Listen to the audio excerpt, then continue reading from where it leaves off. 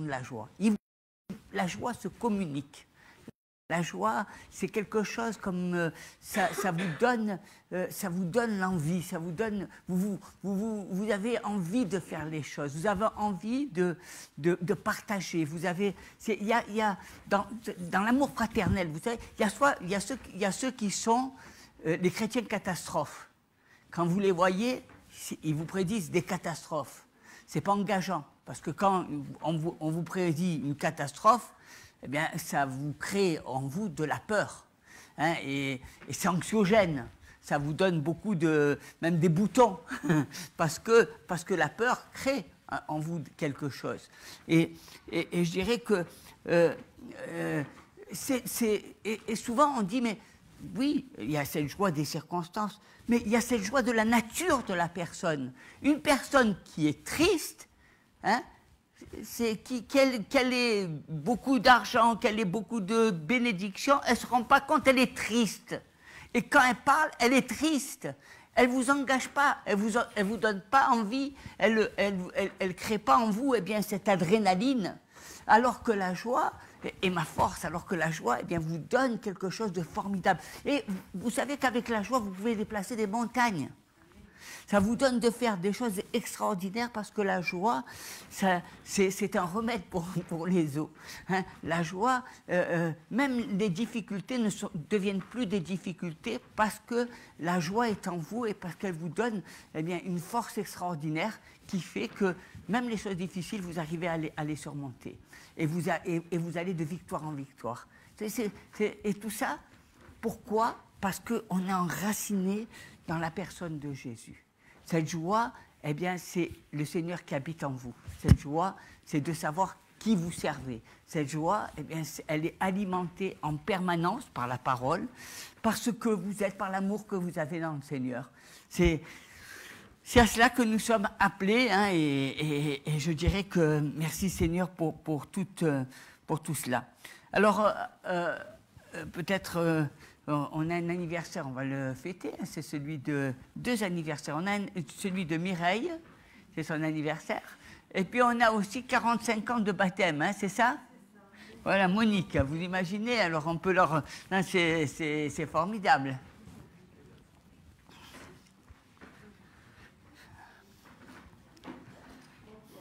Allez.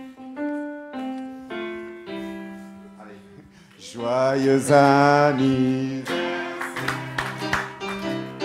Joyeux anniversaire, joyeux anniversaire, joyeux anniversaire.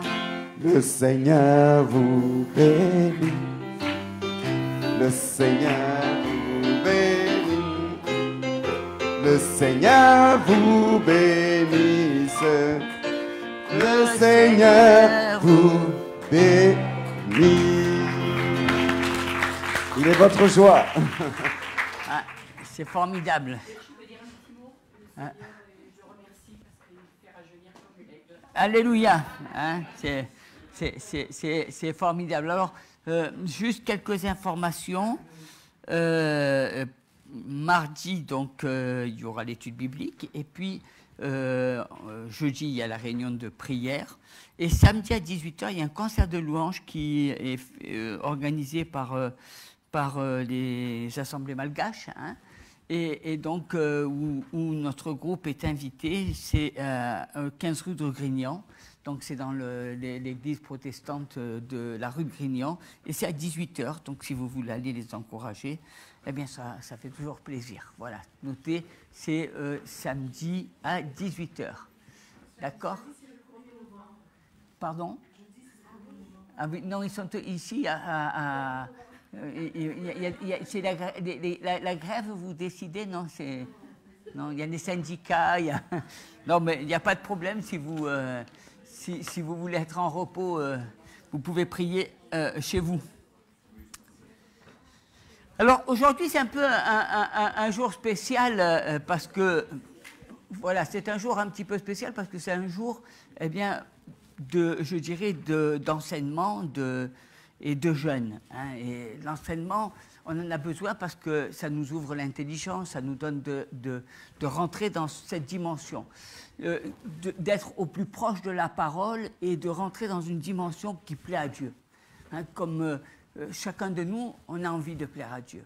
Chacun de nous, on a envie d'avancer.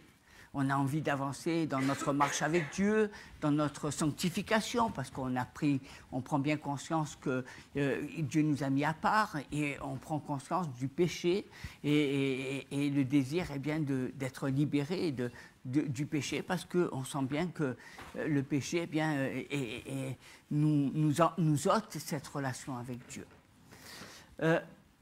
Il y a tout un domaine, et on va beaucoup en parler aujourd'hui, c'est l'adoration, la louange, l'action de grâce. Ce sont des domaines très importants et pour lesquels je vais faire une petite introduction, parce que pendant toute la journée, on va avoir une étude biblique à ce niveau.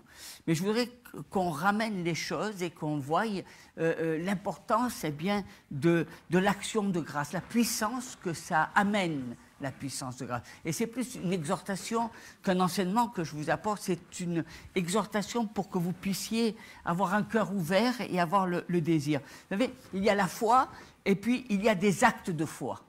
Et avoir un acte de foi, c'est différent que d'avoir la foi. Parce qu'un acte de foi, c'est je dirais, même avant d'avoir reçu cela, je me positionne. En parlant d'acte de foi, on parle d'action de grâce. Hein, je me suis positionné par rapport à une situation, par rapport à ce que je désire. Et l'action de grâce est très importante parce que c'est la réaction de l'homme ou de la femme à la grâce de Dieu. Hein, c'est sa réaction, comment il va agir, comment il va... Et elle devient un acte de foi lorsqu'elle précède la grâce. Elle est avant toute chose. La grâce de Dieu, c'est remercier Dieu. Remercier Dieu pour ce qu'il n'a pas encore manifesté, hein, ce qu'il n'a pas encore réalisé. Je me suis positionné, j'attends de lui quelque chose et ça va venir, mais j'ai un acte, hein, j'ai une action, une action de grâce. Je sais que Dieu va agir. Et c'est toute dans Hébreux, au chapitre 11, verset 1, il est dit que c'est une réelle démonstration des choses qu'on ne voit pas, comme si elles étaient déjà arrivées. Donc c'est déjà une projection. Et c'est important pour nous d'avoir une projection. Vous allez voir plus tard combien Jésus lui-même a opéré des miracles par rapport aux actions de grâce. L'action de grâce, c'est dire merci. Merci à Dieu pour ce qu'il va faire, ce qu'il fait. Hein, c'est avoir un cœur reconnaissant, un cœur qui remercie le Seigneur en toutes choses. De la même façon que nous avons la joie de Dieu, nous devons avoir ce cœur qui remercie Dieu en toutes choses. Je te remercie Dieu pour la femme que tu m'as donnée. Je te remercie Dieu pour les enfants que j'ai. Je te remercie Dieu pour tout ce que tu vas faire dans ma vie. C'est un remerciement et c'est important d'avoir cette mentalité, d'avoir ce comportement, cette relation avec Dieu. Dieu aime, hein, de la même façon, quand qu'il nous arrive des fois de dire merci d'avance. Je remercie d'avance de ce que tu vas faire. Hein, c'est quelque chose de motivant. Ça vous amène, ça vous projette vers le futur. C'est une manière de lui dire merci d'avance, merci d'avance. Alors que visiblement, vous n'avez pas obtenu la chose, vous ne le vivez pas. Mais il y a quelque chose, une projection. Et c'est ce que Jésus lui-même a fait lorsqu'il a fait la multiplication des pains et des poissons, avec 5 pains et 2 poissons. On voit qu'il a nourri toute une foule parce qu'il a fait cette action de grâce. Il s'est projeté sur le futur alors que les disciples, eux, non, étaient là inquiets. La résurrection de Lazare est aussi une action de grâce. Et Jésus a fait des miracles extraordinaires. Regardez la prière qu'a fait Jésus pour ressusciter Lazare. Ils ôtèrent donc la pierre du tombeau et Jésus leva les yeux en haut et dit « Père, je te rends grâce de ce que tu m'as exaucé. Vous imaginez? Lazare était dans le tombeau, hein, et ça faisait 3 jours qu'il était dans le tombeau, et Jésus, qui se retrouve face à cette situation, et il rend grâce à Dieu en lui disant « Je te remercie parce que je sais que tu m'as exaucé ». Il faut faire attention, il faut regarder, parce que ça, c'est quelque chose que nous devons vivre, quelque chose que nous devons expérimenter. Les actions de grâce, ça amène le surnaturel de Dieu, ça amène la puissance de Dieu, ça amène des miracles. Jésus a fait beaucoup de miracles en faisant des prières et qui étaient des projections de ce que le Seigneur lui-même allait réaliser. Et c'est important pour nous d'avoir cet état d'esprit, ce style de vie, cette manière de voir les choses, hein, de toujours avoir ces actions de grâce. Il y a beaucoup de gens qui se plaignent, il y a beaucoup de gens qui regardent toujours aux difficultés, il y a beaucoup de gens qui sont là en train de se poser beaucoup de choses dans leur incompréhension. Les actions de grâce, c'est le surnaturel. Vous savez, c'est un petit peu ce que vous avez vécu avec vos parents ou grands-parents qui étaient là et qui rendaient grâce en toutes choses et qui remerciaient Dieu de ce qu'il faisait dans leur vie et de ce qu'ils remerciaient Dieu de ce qu'ils allaient faire ou ce que Dieu allait faire dans le futur. Aujourd'hui, on est dans une nouvelle génération, on est dans une génération où on veut tout comprendre, on veut tout saisir. Et même quand on voit, on se rappelle de ce que faisaient nos grands-parents ou nos parents, ça nous dérange parce que on se dit, mais eux, ils sont un peu attardés ou quoi? Ils voient la vie d'une manière très simpliste finalement. On a l'impression qu'ils remercient Dieu du matin jusqu'au soir, ils le remercient pour ce que il va faire, comme si, et finalement, il ne se pose pas la question, qu'est-ce que va devenir notre société, quelles sont les lois qui vont se produire, etc. Ils sont là simplement avec des actions de grâce, avec cet esprit simple de remercier Dieu, remercier Dieu, remercier Dieu. Vous savez que c'est quelque chose de très important de remercier Dieu. Remerciez Dieu pour ce que vous avez. Remerciez Dieu, pas pour... quand vous faites, c'est une action de grâce, votre offrande. Quand vous apportez votre offrande, il y a là cette action que Dieu va vous bénir. Vous savez, vous apportez en sachant que Dieu va bénir votre travail et va vous ouvrir d'autres revenus. Hein, et c'est le surnaturel de Dieu. C'est tout simple. C'est tout simple. Finalement, on est trop compliqué. Hein, mais les choses de Dieu sont simples. Et il faut que nous revenions à la source, à Jésus. Hein, et la source, ça commence déjà par dire merci. Ça ne commence pas par dire, quand la plupart des gens se voient, ils commencent, à peine ils se sont dit bonjour, qu'ils commencent à se plaindre. Ils commencent à dire, j'ai des difficultés dans mes finances, j'ai des problèmes là, j'ai des problèmes de santé, c'est drôle. On a l'impression qu'il y a une vague qui est sur notre pays, où les gens, au lieu de remercier Dieu, sont toujours en train de se plaindre. Hein? On se plaint.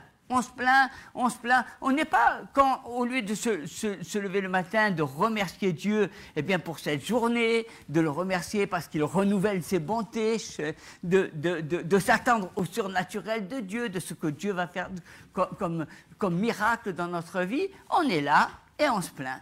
Et on est là en train de tourner, en train de se dire oui, mais tu comprends, il y a ceux qui disent mais est-ce que j'ai le salut? Est-ce que Jésus m'a sauvé? Est-ce qu'il ne m'a pas sauvé? Si Jésus revient, est-ce que je partirai? Ou est-ce que...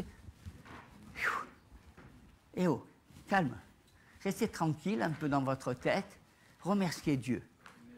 Hein? C'est quand vous êtes dans le remerciement, déjà vous remerciez Dieu, il y a quelque chose qui se produit, vous êtes dans le surnaturel de Dieu. Il y a cette grâce qui se manifeste. C'est des actions de grâce. Vous imaginez? Actions de grâce. On parle beaucoup de la grâce, mais est-ce qu'on parle des actions de grâce? Et je voudrais aussi qu'on parle, et on va en parler pendant toute la journée, c'est pour ça que je fais juste une petite introduction par rapport aux actions de grâce, à la louange, à l'adoration. Je voudrais qu'on parle de l'importance de la louange et de l'adoration. Vous savez, la louange, c'est important pour un chrétien. Avoir un cœur rempli de louange. Adorer. Dans le livre de la Genèse, il est dit, c'était Léa, elle devient enceinte, encore une fois, parce qu'elle a eu plusieurs enfants, elle enfanta un fils, et elle dit cette fois, parce qu'elle voulait plaire à son mari. Et elle cherchait à plaire. Son but, c'était que son mari, eh bien, à un moment donné, pose ses regards sur elle. Et il y avait, parce que il y avait Rachel, et donc il regardait un petit peu à Rachel, et elle a eu, parce qu'elle était stérile, et Dieu l'a bénie, et elle a eu des enfants. Et elle a enfanté un fils, et puis... Et à un moment donné, après avoir fait plusieurs enfants, elle dit, cette fois, je louerai l'Éternel. C'est pourquoi elle lui donna le nom de Judas. Vous voyez ? Cette notion, elle a porté ce fils et elle a dit, je vais louer l'Éternel. Je louerai l'Éternel. Et ensuite, elle cessa d'enfanter. Hein, donc vous voyez la louange. Le fait de louer Dieu, louer l'Éternel, c'est venu à un moment donné, cette fois-ci. Cette fois-ci prouve qu'avant, eh bien, on n'a pas loué l'Éternel. Combien de fois on ne loue pas l'Éternel? Combien de fois on trouve ça tout à fait naturel? Moi, j'aimerais vous dire que quand même que Jésus, c'est le Fils de Dieu. C'est pas quelque chose de naturel. Je voudrais vous dire que Dieu, c'est Dieu. Hein, que la terre est à peine son marchepied. Je voudrais vous faire prendre conscience qu'il y a quelque chose qui nous dépasse et que finalement on vulgarise tout et qu'on met tout à notre portée. Alors, et on a l'impression que c'est normal. Mais louer, c'est remercier. Hein, et cette fois-ci, eh bien, ça prouve que dans la vie, on ne dit pas assez merci à Dieu. On ne remercie pas Dieu. C'est une culture. Et j'aimerais que nous ayons un petit peu cette culture dans l'Église, de remercier dans vos vies, de remercier le Seigneur. Et elle s'est mise à louer l'Éternel. Cette fois-ci, hein, et vous savez que Jésus, eh bien, est appelé le lion de Juda. Elle lui a donné le nom de Juda. Et comment il s'appelle notre Seigneur? Le lion de la tribu de Juda. Hein, c'est celui, eh bien, qu'on loue, hein, celui qui c'est la tribu de la louange, la tribu des rois. C'est au travers de la louange qu'il y a l'autorité, qu'il y a la puissance de Dieu, c'est la royauté. Tout ça, c'est louer Dieu, louer Dieu. Hein, et nous sommes des héritiers du Seigneur, donc nous aussi, eh bien, Dieu nous appelle à le louer. Et la louange nous amène à une élévation, parce que on est comme le Seigneur, à partir du moment où on loue Dieu, eh bien, il y a une puissance aussi qui se manifeste. On élève notre âme vers Dieu. On ne regarde plus à notre vie, on élève, on fixe nos regards. C'est très important de prendre cette connexion. Parce que, bien sûr que le ciel est ouvert, bien sûr que nous sommes dans la présence de Dieu. Mais l'élévation de l'esprit, c'est cette connexion avec le ciel. Cette relation. Et la louange, eh bien, nous permet d'être dans cette relation. Et on doit chercher cette relation.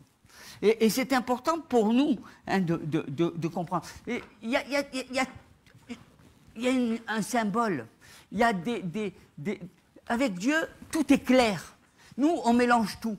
Nous, on veut faire notre salade. Dieu n'est pas le Dieu de la salade niçoise. Il n'est pas le Dieu des Marseillais qui veulent mélanger tout, prendre un peu de ça. Non, il y a de l'ordre dans la maison de Dieu. Et nous devons amener de l'ordre, même dans notre louange. Nous devons comprendre pourquoi je chante ça, pourquoi je loue de telle manière, pourquoi, qu'est-ce que ça veut dire? Est-ce que je peux louer, adorer, louer en même temps? Non. Chaque chose a une signification. Et pourquoi je fais ça? Parce que la Bible la louange, ça a une notion prophétique de réalisation. Quand je loue le Seigneur, eh bien, je réalise. Quand le fait, par exemple, le matin, eh bien, de venir et de se repentir vers Dieu et d'aller vers la croix, eh bien, il y a des chants qui montent vers Dieu et qui montrent, eh bien, ce que nous ressentons. Et je veux que tu ressentes ces choses-là. Et je veux que tu éprouves, eh bien, en toi la tristesse, la profondeur, parce que tu as besoin de cette repentance. Une fois que j'ai loué le Seigneur, eh bien, je suis dans la joie et je crie de joie. Parce que j'ai la victoire et je la proclame, la victoire. Je vais pas, vous voyez qu'il y a quelque chose qui se fait et qui se fait d'une manière ordonnée. Parce que c'est comme ça que Dieu... Et si je loue le Seigneur, vous savez pourquoi vous louez le Seigneur? Qu'est-ce que ça veut dire, louer le Seigneur? C'est le remercier de ce qu'il a fait. Il m'a guéri, il m'a donné à manger, il m'a béni. C'est ça, louer le Seigneur. Je loue le Seigneur pour des actions qu'il a fait dans ma vie. Cette femme, elle a béni, elle a loué le Seigneur parce qu'elle a enfanté un enfant. Et qu'auparavant, elle ne le faisait pas. Elle louait pas Dieu. Et elle a compris que quand elle louerait Dieu, eh bien, il a donné ce nom de Judas et qui a donné, lui, eh bien, naissance à Jésus. La tribu de Judas. Le lion de la tribu de Judas. Vous imaginez un petit peu la portée des choses. C'est pour ça qu'il faut voir les choses d'une manière claire.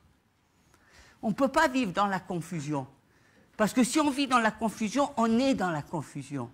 Mais si on voit les choses claires, alors Dieu se manifeste puissamment. Parce qu'il ne renie pas sa parole. C'est pour ça qu'on a besoin de comprendre. Il faut comprendre les choses. Parce qu'une fois qu'on a compris, après on peut les mettre en pratique. Si on n'a pas compris, on va faire du tâtonnage. Ou on va faire du copillage. Mais Dieu n'est pas le Dieu du tâtonnage, ni le Dieu de la copie. Il veut que des originaux. Donc nous devons veiller à cela. Et je dirais que lorsqu'on est dans la louange, on monte avec le Seigneur. On élève, on remercie. C'est une mentalité. Ceux qui chantent, ce n'est pas ceux qui chantent, c'est toi qui te remercies. Souvent, nous attendons à ce que les musiciens soient... non, ils t'entraînent. Mais c'est toi qui dois avoir un esprit de louange. Tu le remercier à Dieu pour ce qu'il a fait dans ta vie. C'est un remerciement. Chante ce que Dieu a fait. Il faut chanter ce que Dieu a fait. Qu'est-ce qu'il a fait? Moi, je voudrais, voilà, un jour, j'aimerais, et je vais vous dire, voilà, qu'est-ce qu'il a fait Dieu dans ta vie? Cherche. Tu as trouvé les chants qui disent ce que Dieu a fait dans ta vie cette semaine. Cette semaine, qu'est-ce qu'il a fait? Il faut que tu cherches avec de l'ordre. Je loue. Je le loue pourquoi? Je loue parce qu'il faut que je loue, ou je le loue parce que Dieu a fait des choses. Il m'a donné du travail, je le loue pour ça. Il m'a donné hein? Oui. Alléluia. Oui, bien sûr. Hein, rien que déjà de se lever, d'avoir la vie, d'avoir la santé. C'est quand même une richesse quand vous voyez tous les gens qui sont dans les hôpitaux, quand vous voyez tous les gens qui sont malades, ou tous les gens qui ont des cancers et qui sont... Merci Seigneur. Et c'est important de comprendre ces choses. On fait trop des choses par habitude. On vit trop par habitude. Et Dieu veut taper à la porte de nos corps pour vous dire, arrêtez de vivre dans les habitudes, arrêtez de faire toujours... Je ne suis pas un Dieu factice, je ne suis pas un Dieu en plastique qu'on a mis et qui vous dit, voilà, je suis Dieu, je suis en plastique. Ça, c'est de l'idole. Il faut montrer à Dieu et dire à Dieu ce que vous vivez. C'est ça l'expression de la louange. C'est quelque chose que tu vis. Tu sais que dans la louange, il y a les pleurs. Oui. Il n'y a pas que la joie. Il y a même les pleurs dans la louange. Hein? Il y a les pleurs que quand vous avez eu eh bien, cette femme qu'on a voulu lyncher et jeter la première pierre. Elle était comment dans les pleurs. Et on a besoin bien de cela. Et dans la Genèse, il est dit au chapitre 4, verset 25, Adam connut encore sa femme. Elle enfanta un fils et l'appela du nom de Seth, car, dit-elle, Dieu m'a donné un autre fils à la place d'Abel, que Caïn a tué. Seth eut aussi un fils et il l'appela du nom d'Énoch. C'est alors que l'on commença à invoquer le nom de l'Éternel. C'est à ce moment-là qu'on a commencé avec Énoch à invoquer le nom de l'Éternel. C'est des points importants parce que c'est des points qui vont nous donner des repères. Et on doit avoir, eh bien, je dirais, c'est invoquer. Qu'est-ce que c'est que justement le rôle des chantres? Sinon que d'invoquer le nom de l'Éternel. Ils invoquent le nom de l'Éternel. C'est ça les Énoch. Les Énoch dans ta vie, c'est ceux qui vont, eh bien, te restituer tout ce qu'on t'a tué. On t'a tué tes sentiments parce que tu as été meurtri, parce que tu as été blessé. Les Énoch qui vont t'apporter, eh bien, cette joie dans le cœur, ce réconfort de Dieu. Ces Énoch qui vont t'apporter tout ce que finalement tu es là, et des fois tu es dans la tristesse, des fois tu es dans l'abattement, des fois tu es dans... Et tout ça, eh bien, c'est eux qui vont ramener ça. Cherchons à être vrais. Cherchons cette authenticité. Parce que c'est cette authenticité qui va nous amener à voir la gloire de Dieu. La réponse, elle vient de Dieu, elle ne vient pas des hommes. Elle ne viendra pas de nous. Elle ne viendra pas de nos leçons. Elle ne viendra pas de nos discours. Elle viendra de Dieu. Soyons convaincus que tout viendra de Dieu. Le jour où Jésus va revenir, c'est Jésus qui va revenir. Ce n'est pas Bernard. Moi, vous m'avez toutes les semaines. C'est Jésus. Et il faut appeler. Hein, l'Église appelle cela. Et on doit regarder. Hein, c'est important pour nous de regarder à cela.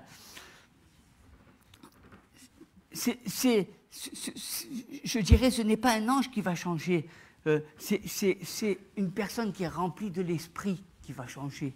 Hein, dans le livre de la Genèse, il dit, Abraham dit à ses serviteurs, restez ici avec l'âne. Moi et le jeune homme, nous irons jusque-là pour adorer et nous reviendrons auprès de vous. Abraham prit du bois pour l'holocauste, le chargea sur son fils Isaac et porta de sa main le feu et le couteau et ils marchèrent tous ensemble.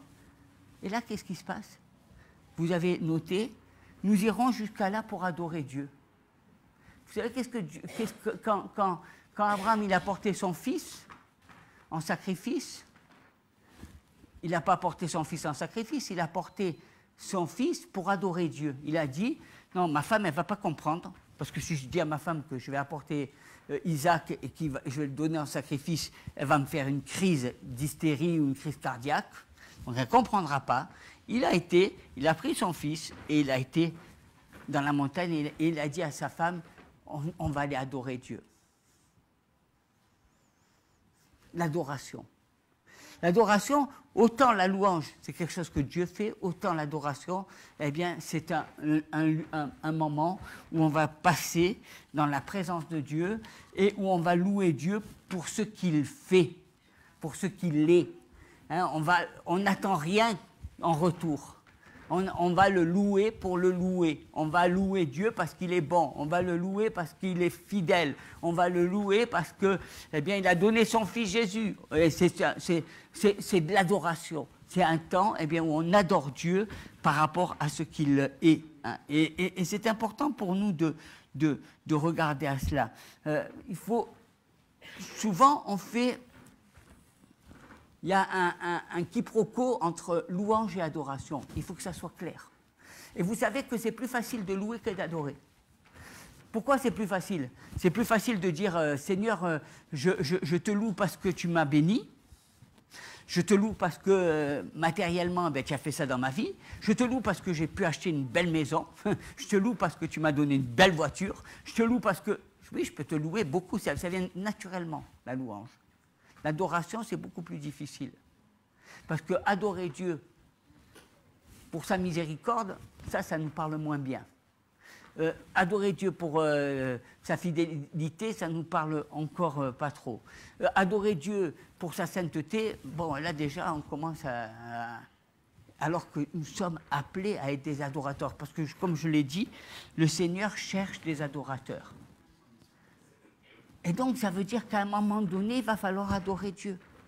À un moment donné, on ne va pas simplement louer le Seigneur pour ce qu'il nous bénisse, on va rentrer dans une adoration. Et cette adoration, elle rentre très bien dans le divin de Dieu. Et c'est des points importants où il faut qu'on soit clair. Hein. Et on aura tout le temps cet après-midi, je pense, de rentrer dans cette étude et de regarder à tous ces points. Alors, je voudrais simplement vous dire que c'est important, la louange. C'est important, hein, l'adoration. Et qu'il faut rentrer et je dirais amener au réel. Il faut toujours amener ce qu'on dit au réel. Si je dis, je chante et je dis je lève les mains, est-ce que vous trouvez que c'est normal que quand je dis je lève les mains, il n'y a personne qui lève les mains? Je lève les mains vers l'Éternel, je le chante. C'est ma louange. Donc il n'y a personne qui entend que je lève mes mains, ou il n'y a personne qui a envie de lever les mains vers l'Éternel. Ça veut dire quoi? Ça veut dire que, est-ce qu'on est réel dans notre truc? Ça veut dire que, oui, je peux venir le dimanche, tu sais, les églises sont remplies de religiosité. Mais si je veux vivre la parole, il faut que je l'expérimente. Si je loue l'Éternel, je lève mes mains vers l'Éternel, je dois les lever. C'est tous qu'on doit les lever. Sinon, je ne loue pas l'Éternel qu'avec ma voix, qu'en étant assis, etc. C'est pour ça que je vous invite à vous lever, que je vous invite à... Parce qu'il faut exprimer, notre corps exprime que tout ce qui respire en moi loue son saint nom. Donc je dois m'exercer à vivre pleinement cette louange. Et très souvent, on est là, assis, comme des téléspectateurs. Hein? On appuie sur la 2, la 3, la 4. Hein? Culte, la 1, c'est les catholiques, la 2, c'est peut-être les protestants. Si on va sur CBN, ça va être les évangélistes. Non? Mais c'est les mêmes spectateurs. On est toujours assis et personne ne lève les mains. Nous devons lever les mains. Lorsqu'il y a une manifestation, est-ce que je crois en ce que je dis? Est-ce que je crois en ce que je chante? Parce que c'est pas, je peux chanter pour chanter. Mais si je veux vraiment chanter et ressentir ce que je chante, quand je dis je lève mes mains vers l'Éternel, je lève mes mains.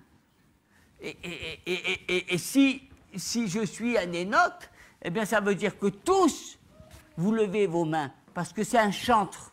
Il amène tous à lever les mains. Et si tous ne lèvent pas les mains, c'est que je suis un mauvais Enoch. Je ne suis pas bon. Je ne suis pas bon. Et pourquoi je ne suis pas bon? Parce que comme je n'ai pas compris, je peux chanter pour moi, mais je ne chante pas pour les autres. Un Enoch qui conduit les autres. Son but, c'est que les autres lèvent les mains. Il restitue ce qui a été détruit. Donc il faut faire attention et veiller à la parole de Dieu. Hein, parce que c'est comme ça, c'est au travers de l'expression. Hein, de l'expression. Et je vais vous dire maintenant, je vais vous donner juste 2-3 clés. Pourquoi c'est important l'adoration? Parce que un des points, pourquoi Dieu et Satan sont en guerre. Est-ce que vous êtes posé la question, pourquoi Dieu et Satan, ils sont en guerre?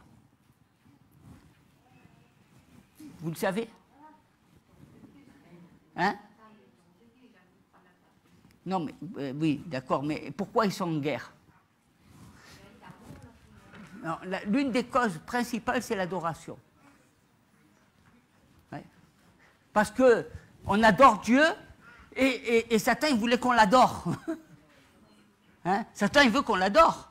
Satan, il veut que les hommes l'adorent à lui. Donc le combat, c'est qu'il est jaloux parce qu'on adore Dieu. C'est très important de prendre conscience de ça. Pourquoi Dieu cherche l'adoration de il cherche des adorateurs? Parce que cette adoration élève Dieu, mais Satan lui aussi voudrait être élevé. C'était un ange, il voulait être comme Dieu, notre sœur l'a dit. Donc, qu'est-ce que fait quelqu'un qui veut être à la même place de Dieu?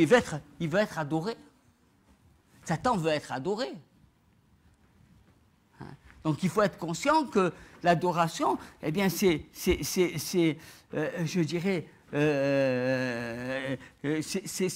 la cause principale de la guerre entre Dieu et Satan. La jalousie. Pourquoi il était jaloux? Parce qu'on adorait Dieu et qu'on ne l'adorait pas à lui. Et sa jalousie, elle était là. Hein? Et on voit beaucoup de gens qui travaillent dans le monde occulte, des sorciers, des marabouts, qu'est-ce qu'ils veulent, la première des choses? Ils veulent que tu te prosternes. Ils veulent que tu t'abaisses à eux, que tu les élèves. C'est cette forme-là. Et dans la Bible, eh bien, vous verrez que le fond de la guerre entre Satan et Dieu, eh bien, c'est l'adoration. Hein, et aujourd'hui, tu dois faire échec à Satan. Tu dois donner ton adoration à Dieu. Vous avez des gens qui ont fait des pactes avec le diable. Vous avez même des chanteurs qui ont donné leur âme au diable et qui ont fait un pacte et ils ont dit, je serai avec toi, je serai avec le diable aujourd'hui. Hein? Donc faites attention, c'est une adoration. Hein, j'ai choisi mon maître. Donc je sais que... Et nous devons veiller à cela. Le deuxième point, c'est quand tu adores Dieu, eh bien, le diable, il est énervé. Dans Matthieu, au chapitre 4, verset 8, le diable le transporta à Jésus encore sur une montagne très élevée, lui montra tous les royaumes du monde et leur gloire, et lui dit, je te donnerai toutes ces choses et tu te prosterneras et m'adores. Et tu vois, ça c'est le diable qui parle à Jésus. Tu vas te prosterner, tu vas m'adorer. Et je te donne tous les trésors. Vous voyez comme le diable il peut faire des pactes, des alliances avec des personnes. Qui veut faire une alliance avec le diable? Vous avez tous la démarche. Il vous a dit qu'est-ce qu'il fallait faire. Si tu veux adorer le diable et te prosterner devant lui, tu auras des sous. Tu n'auras plus à t'occuper de ta retraite, de ne pas savoir. Tu vas avoir des sous qui vont te tomber. Il va te tomber plein de choses. Tu vas avoir des bénédictions. Tu vas avoir des richesses. Tu vas être content. Il y a beaucoup de... Vous savez, il y a beaucoup... Même Dieu va te donner quelqu'un, un mari plein d'argent. Tu ne sais pas d'où l'argent il est. Peut-être qu'il viendra du trafic de drogue. Mais ce n'est pas grave, il aura plein d'argent. Eh oui. Mais comment ben voilà, il a dit, tu vois, il est monté sur une montagne, et puis il a montré tout le royaume du monde, et il a dit, je te donnerai toutes ces choses. Si tu te prosternes, est-ce que tu veux te prosterner devant le diable? Et si tu l'adores, tu vois combien le diable, il est jaloux de Dieu, combien il voudrait mettre beaucoup de... Il voudrait vraiment que il serait prêt à te donner beaucoup de choses si tu l'adores. Et Jésus lui dit, retire-toi, Satan, car il est écrit, tu adoreras le Seigneur ton Dieu et tu le serviras. Voilà. Et Dieu ne partage pas sa gloire. Dieu se nourrit de l'adoration. C'est notre nourriture, tu dois sans cesse l'adorer. L'adoration, c'est ce que nous devons faire sans cesse. Nous devons l'adorer, nous réunir parce qu'il est digne d'être adoré. Parce que nous devons adorer Dieu. Sans cesse dans tes prières, combien de fois on prie pour avoir une bonne journée, oui, tu loues le Seigneur pour avoir des bénédictions, mais combien de temps tu passes dans l'adoration? Combien de temps tu es là à adorer Dieu pour ce qu'il est? Vous savez, c'est action de grâce, louange, adoration. Tout à l'heure, on a parlé de joie. C'est ça un chrétien. C'est quoi un chrétien? C'est quelqu'un qui remercie Dieu d'avance de tout ce qu'il va faire. Je te remercie. Quand il prend la voiture, je te remercie Seigneur parce que tu m'accompagnes, tu me guides. Je te remercie. En toute chose, c'est quelqu'un qui loue parce qu'il remercie Dieu de tout ce que Dieu a fait pour lui. Et c'est quelqu'un qui adore Dieu. Parce que le Seigneur nous a montré le Père.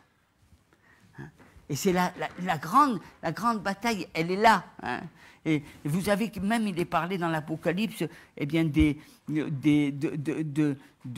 l'ange. Il me dit, écris heureux ceux qui sont appelés au festin des noces de l'agneau. Et il me dit, ces paroles sont les véritables paroles de Dieu. Et je tombais à ses pieds pour l'adorer. Mais il me dit, garde-toi de le faire. Je suis ton compagnon de service et celui de tes frères qui ont le témoignage de Jésus. Adore Dieu. Même les anges, ils ont dit à Jean, non, il ne faut pas que tu adores les anges. Ils ont dit, il faut que tu adores même les séraphins. Et pourquoi ils se baissent le visage? Parce qu'ils veulent être canalisés et adorer que Dieu. Dans nos pensées, il ne doit rien avoir. Il n'y a pas des confusions. Tu ne peux pas avoir des confusions. Adorer Dieu, c'est adorer Dieu. Et pourquoi on fait des confusions? Parce qu'on ne sait pas adorer. Parce que quand il nous manque un petit peu d'adoration, alors on prend de la louange. Et quand il nous manque de la louange, on va dans l'exhortation. Et non, chaque chose est différente. J'adore Dieu, je loue, hein, et j'ai des actions de grâce. Et ces trois dimensions vont nous conduire à recevoir, à nous élever à la dimension spirituelle de Dieu. Parce qu'il y a une dimension spirituelle. Nous sommes conscients que le ciel est ouvert, tant que le Seigneur n'est pas revenu. Mais qu'est-ce que vous voulez voir? Vous voulez voir cette jonction entre le ciel et la terre. Elle se passe dans l'adoration. Elle ne se passe pas dans la louange. On élève aussi dans la louange. Elle se passe aussi dans nos actions de grâce. Elle se passe dans ces trois dimensions. Et si nous sommes remplis d'actions de grâce, si nous sommes remplis eh bien, de louanges, et si nous sommes remplis d'adoration, eh bien, nous allons nous élever. Le ciel va descendre, la puissance de Dieu va se manifester. Et les miracles et les prodiges se produiront. Parce qu'il y a une notion... Qu'est-ce qui s'est passé? À un moment donné, vous avez... les apôtres, ils étaient en prison. Pierre, hein, je pense que c'était Pierre qui était en prison. Paul et Silas. Voilà, Pierre et Paul. Ils étaient en prison et qu'est-ce qu'ils ont commencé à faire? Ils ont commencé à louer, mais d'une manière mécanique. Vous savez, ils ont commencé à je te remercie Seigneur, etc. Pour ce que tu as fait. Etc. Ils ont commencé, mais d'une manière mécanique. Parce qu'il y a une notion mécanique qui se produit. Et à un moment donné, il y a eu l'onction. Et à partir du moment où il y a eu l'onction, il y a eu la puissance de Dieu qui s'est manifestée. Et les portes de la prison se sont ouvertes. C'est ce qui s'est passé. À un moment donné, il faut savoir, il y a quelque chose qui doit être clair dans notre tête. Après, nous marchons dans la lumière et nous recherchons l'onction, cette jonction entre la terre et le ciel. Une fois que l'onction est là, la puissance de Dieu se manifeste. Et le miracle se produit. C'est des rendez-vous. C'est des points qui sont importants. Ce n'est pas en tapant des pieds, ce n'est pas en vous allongeant par terre, ce n'est pas en hurlant, ce n'est pas en faisant, en gesticulant, en faisant que vous allez avoir l'onction de Dieu. Elle commence par la louange. Et cette jonction, elle va se faire par l'onction qui descend sur vous. Et vous verrez eh bien, les manifestations de la puissance de Dieu. C'est important. De regarder, parce qu'au départ on manifeste que quand vous chantez. C'est presque mécanique. Vous chantez des chants. Mais à un moment donné, il y a l'onction qui va descendre. Et au moment où il y a l'onction qui descend, il y a la puissance de Dieu qui se manifeste. Parce qu'il y a un rendez-vous, il y a toujours un croisement, un carrefour. Et tout ça, ça dépend de ce que toi, dans ta tête, tu ressens. Et c'est à cela eh bien, que nous devons veiller, adorer Dieu, hein, adorer Dieu. Et on doit veiller à cela, hein, parce que dans l'adoration, vous savez, un jour, en voyant Hérode, les gens ont dit « voix d'un Dieu et non d'un homme ». En voyant Hérode, hein, ils ont dit « voix d'un Dieu et non d'un homme ». Un ange a vu cela, et vous savez qu'est-ce qu'il a fait? Il est descendu en colère et il a tué Hérode. Vous saviez ça? Il a tué Hérode. Parce que il a parlé de Dieu. Dieu est un Dieu jaloux. Dieu est fidèle à sa parole. Dieu regarde toujours et Dieu veille à ce qu'on adore Dieu et lui seul. Et ça, c'est une grande chose qui est très importante. Parce que souvent, les hommes, et je m'inclus dedans, on a voulu se montrer, on a voulu se mettre, mais on doit s'effacer, on doit s'oublier. Toute la gloire revient qu'à Dieu. On ne doit pas exister. Nous, on veut toujours se montrer. Vous savez, c'est un orgueil déguisé. Dieu m'a dit ça, Dieu m'a montré ça, Dieu a fait ça, Dieu... Eh oui, alors, c'est facile, je suis Dieu. Non, je ne suis pas Dieu. Je suis rien. Déjà, avant de dire que Dieu t'a parlé, commence à dire je suis rien. Une fois que tu auras commencé à dire que tu n'es rien, alors là, tu pourras dire que Dieu est. Mais sinon, tu te places au même pied d'égalité que Dieu. Et ça, c'est ce qui s'est passé avec Hérode. Il a envoyé un ange et l'a tué. Est-ce que tu veux mourir? Non. Il faut faire attention. La gloire ne revient qu'à Dieu. La gloire ne revient qu'à Dieu. Hein, ne cherchez pas. Il y a beaucoup de... Même dans les églises, il y a des gens qui ont fait des alliances et des alliances pour attirer du monde et pour faire des grandes églises et pour faire ceci et pour faire cela. Mais est-ce que vous êtes Dieu? Est-ce que vous croyez que Dieu, quand il fait une alliance, c'est lui qui fait son alliance? Ce n'est pas l'alliance des hommes. C'est pas parce que vous voyez beaucoup de personnes dans une église que forcément, eh bien, c'est ce que Dieu, le choix de Dieu. Dieu choisit que ceux qui veulent marcher dans ses voies. Il ne cherche pas. Là, vous allez me dire, mais comment ça se fait? Alors oui, ben moi je vois des grandes églises, oui, vous voyez beaucoup de grandes choses. Mais ça, c'est des alliances des hommes. Le Vatican fait beaucoup de grandes choses. Vous savez, quand vous avez des manifestations au Vatican, il y a beaucoup de personnes. Il y a des milliers et des milliers de personnes qui vont au Vatican. Hein? Vous verrez beaucoup de jeunes, vous verrez des concerts, vous verrez beaucoup de choses. Ils font même des choses plus importantes que les évangélistes. Et les évangélistes, ils font beaucoup de choses. Ils font des grandes choses. Mais est-ce qu'ils marchent selon la parole de Dieu? C'est ça qui est important.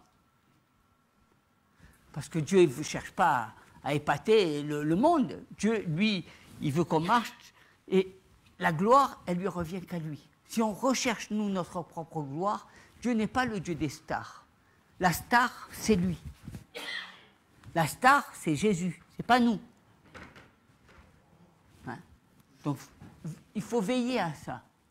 Parce qu'on dit non, non, mais moi je suis un, moi je suis un, moi je suis un, moi, oui, tu sais, Jésus, mais moi je suis un. Mon œil. C'est ce que le diable il disait aussi, qu'il était humble. Hein? Quand il était avec Jésus, il était humble. Hein? Il était avec Dieu, il était humble, le diable. Mais à un moment donné, il n'a plus été humble. Faites attention parce que ça, c'est le danger qui guette tout homme. L'orgueil. Hein? Faites attention. Ça, on l'a tous. On a de l'orgueil. Il faut mourir à soi-même pour être orgueilleux. Il faut passer par la souffrance pour ne plus vivre dans l'orgueil. Quand Dieu il a voulu ôter l'orgueil du peuple juif, il y a eu des milliers de personnes qui sont mortes. Il a fallu que chaque famille, eh bien, ils aient eu des frères, des mères, des parents qui soient décédés. Et là, ils étaient obligés d'être humbles. Parce que sinon, c'était l'orgueil de l'homme. Mais la souffrance nous amène à l'humilité. C'est pour ça que nous devons veiller toujours à ce que, eh bien, on adore Dieu. On va s'incliner dans la prière et puis tout cet après-midi, on va rentrer avec notre sœur Anna et avec tout cet enseignement dans le détail. Mais c'est plus, ce que j'ai voulu vous faire, c'est une introduction, un petit peu vous donner ce cadre et que vous puissiez, parce que des fois, il y a beaucoup d'informations qui sont données, mais que vous voyez les choses d'une manière claire. Action de grâce, louange, adoration. Et que vous puissiez, que le but étant que notre culte du dimanche, eh bien, soit collé à la parole de Dieu et ne soit pas basé sur notre expérience, nos connaissances, nos traditions. Non, nous devons tout faire pour nous mettre à ce que Dieu veut. Hein. S'adapter à Dieu. Ce n'est pas Dieu qui doit s'adapter à nous, c'est nous qui devons nous adapter à Dieu. Hein, et c'est ça le but. Hein, le but, c'est de chercher la face de Dieu. On s'incline dans la prière, si vous voulez bien. Alléluia. Peut-être un petit peu de musique.